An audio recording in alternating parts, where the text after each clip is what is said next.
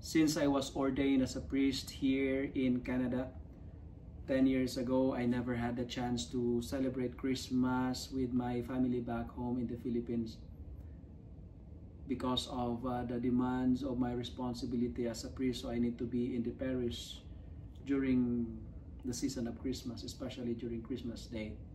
And because of that experience, I was able to come up and compose with this song. And this song is a Tagalog song.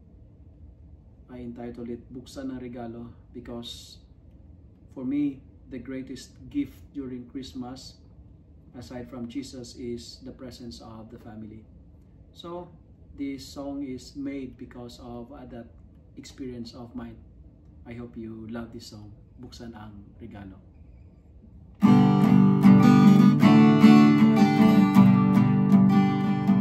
Sa Paskong darating, pangarap kong makapiling,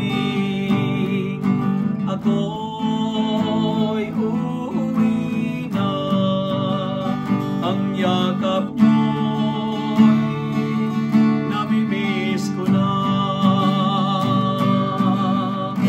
Sama-sama